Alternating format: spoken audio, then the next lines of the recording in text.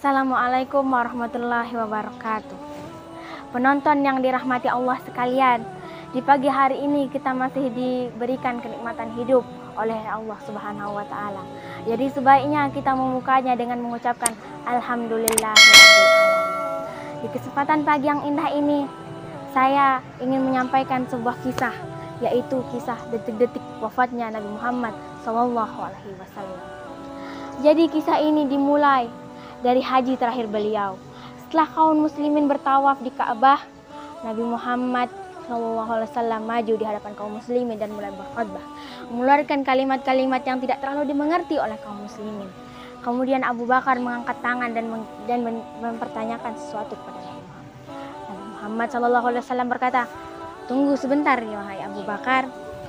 Kemudian Nabi berkata lagi, meneruskan, "Ini adalah Abu Bakar, sahabatku.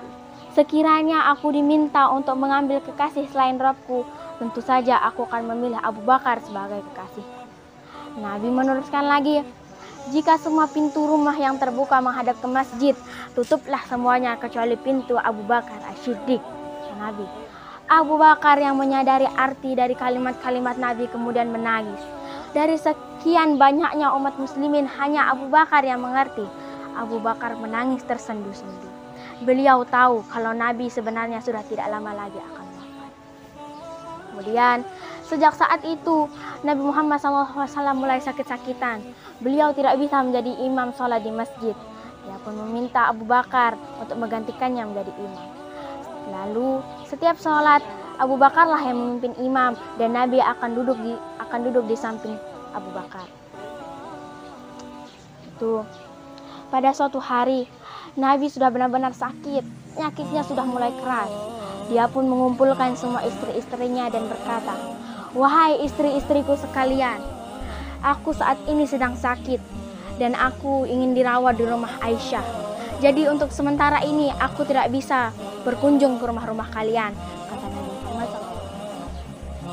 Kemudian sejak saat itu Nabi pun dirawat di rumah Aisyah. Nabi tidak bisa keluar ke masjid dan pergi menemui istri-istrinya yang lain.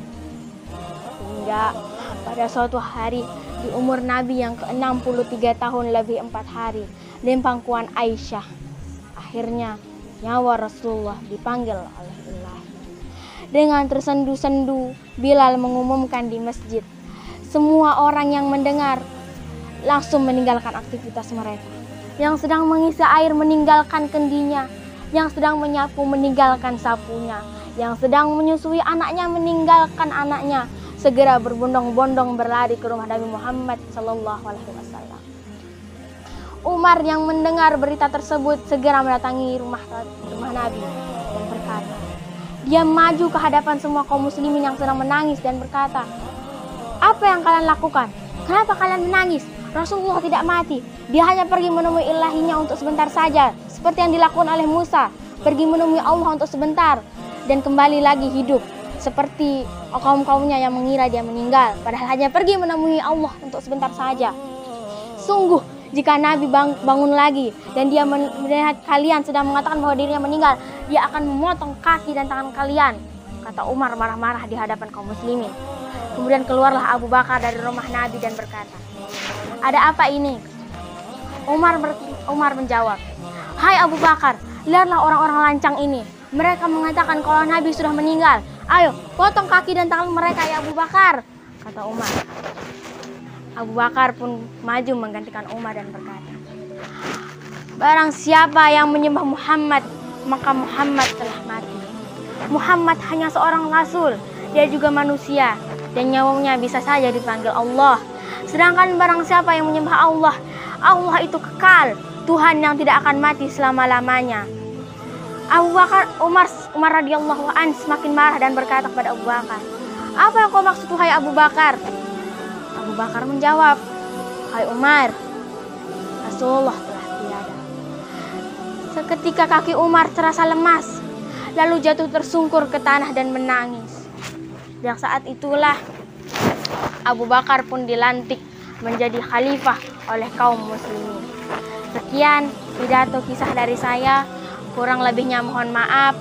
Assalamualaikum warahmatullahi wabarakatuh.